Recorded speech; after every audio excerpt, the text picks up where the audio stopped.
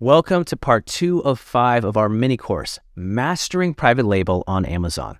In this video, you have to look forward to seeing how an 8-figure per year Amazon seller approaches product research. Now, I do want to remind you, if you didn't get a chance to see part 1, check it out. We talked about Private Label 101 and everything you need to know about Amazon FBA. You can click the link above me to go and check out that video. Well, without further ado, let's jump into this one. Get your notepad and pen. You know the drill. Let's get ready to take some notes. Let's dive in. So part 2 of 5, Mastering Private Label on Amazon, Product Research. This is a crucial step in the process. I can't emphasize that enough. It doesn't matter how good your advertising is, how beautiful your pictures are, or how much you love the product. If you choose a bad product, the whole system will not work. So that's why it's important to take this part seriously. We need to remember that not just any product can sell on Amazon. We need to find products that are proven. So what is product research all about? We want to find gaps on the marketplace and fill those needs with our products. How do we do that? Let's see.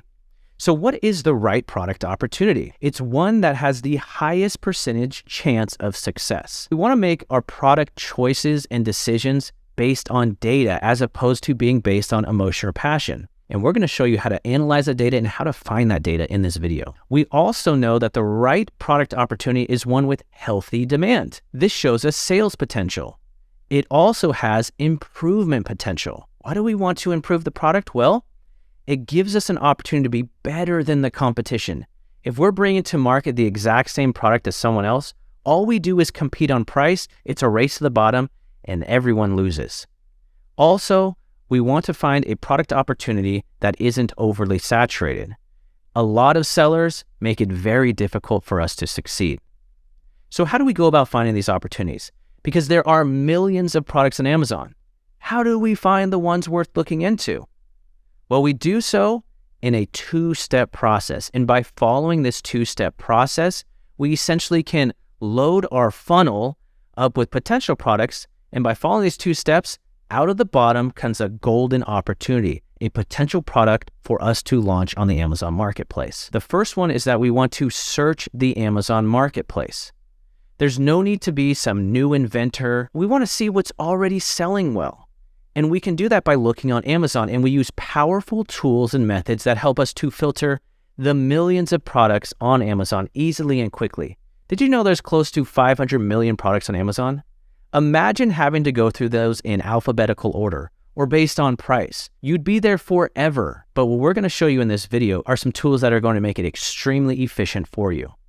And step number 2 is we want to vet those product ideas to find which ones are going to be the best opportunities. And we do so by having a specific criteria that we do not move a product past it unless it fits all of those criteria. So let's go more in detail into these 2 steps.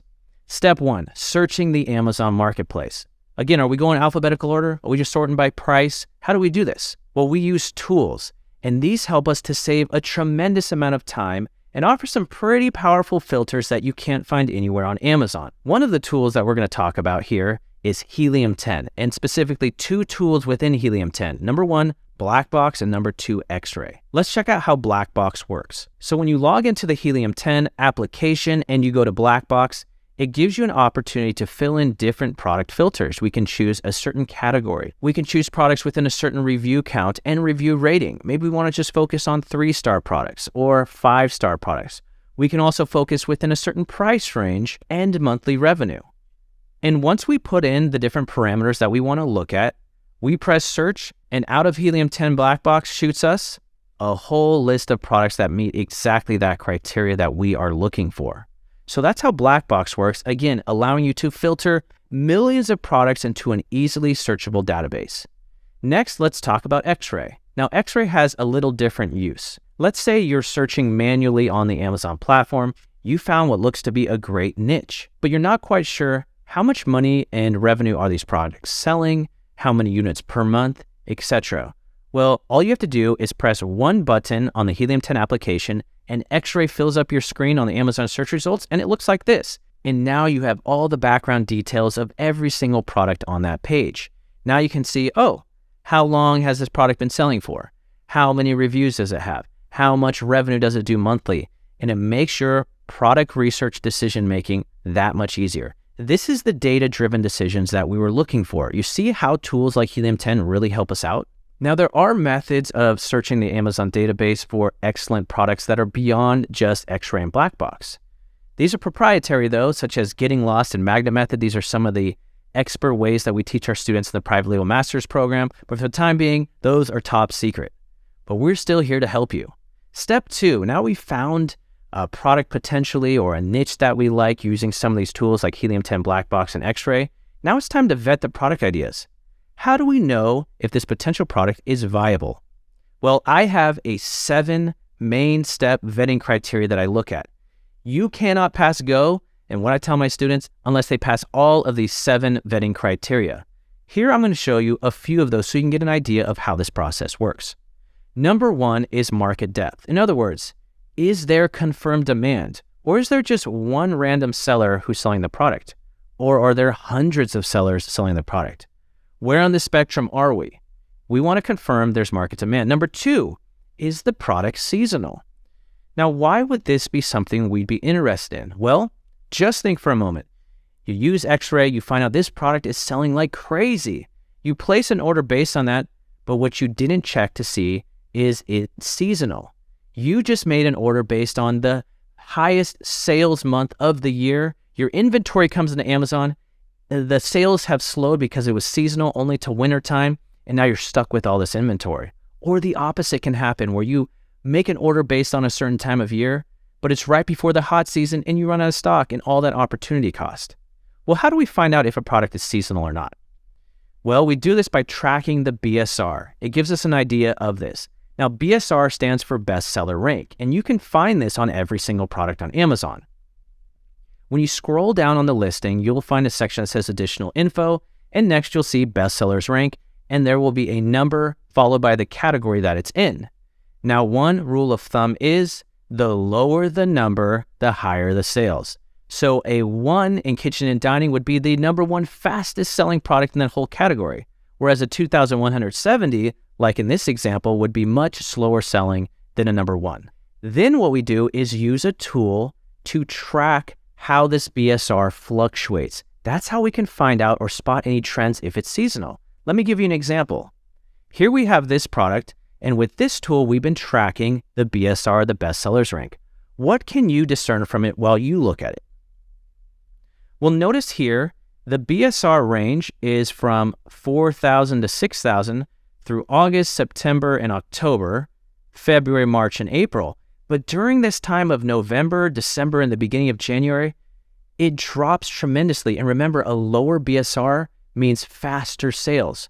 So what this information tells me is that this product is very seasonal to the months of November and December. Potentially, it's a very giftable product.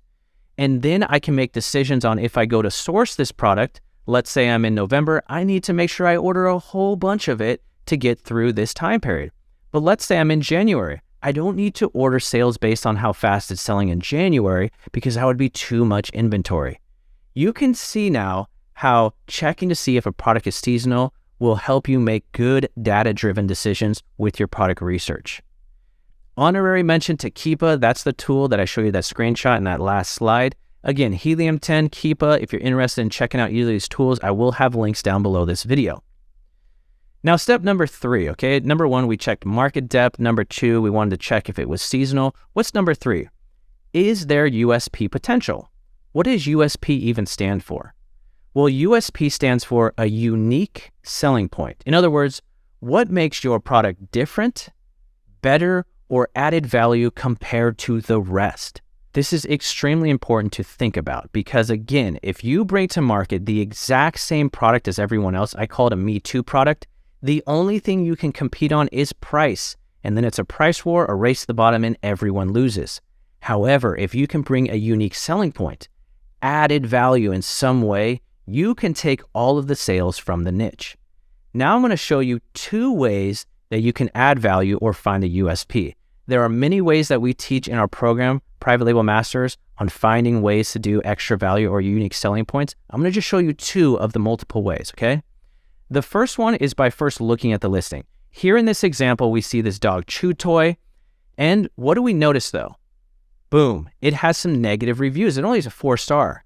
If we read those negative reviews, it can give us clues to potential value that we can add to this product that will make customers happy. What are they complaining about? Let's check out a few of them.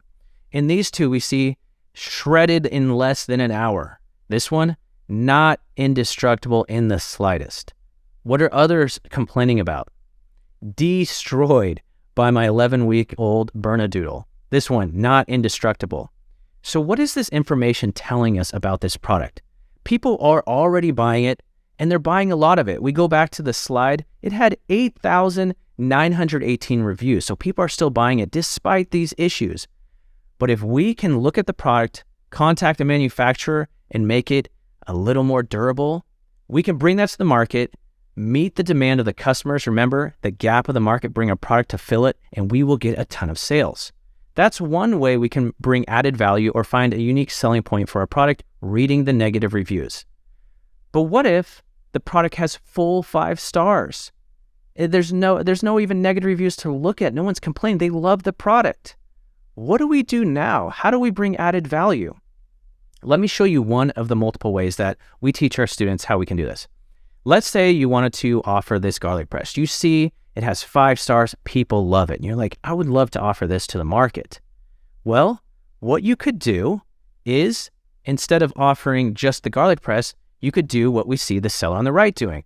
They added a garlic peeler and also a cleaner and the garlic press.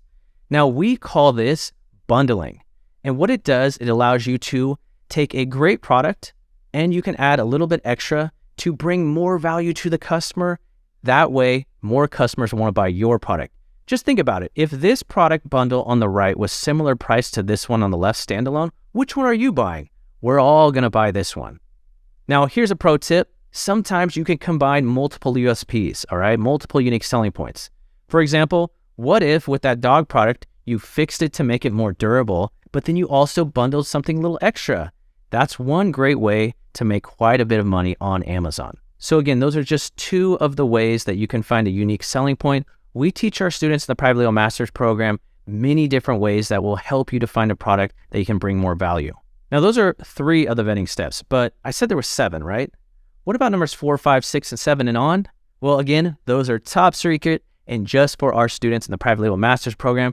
But I will tell you though, I do not pass any product to the next stage of actually getting a manufacturer unless it goes through all 7 of these steps. If it fails 1 or 2 or even 3, it is an absolute no-go. So these 7 steps are highly important. Let's summarize what we've learned today about product research. 1, we want to find gaps in the marketplace and fill those with our products. We want to make data-driven decisions because success leaves clues, and we can use different tools to help us find that. And that's much better than making decisions based on our emotions or passions. We want to utilize powerful tools. This saves us time and helps us to make great data-driven decisions.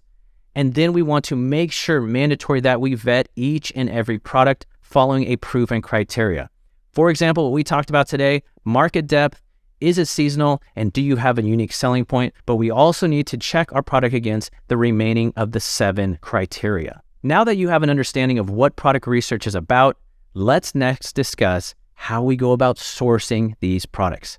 You can check this out in part 3 of our mini course by clicking the link right here, and I'll see you in that video.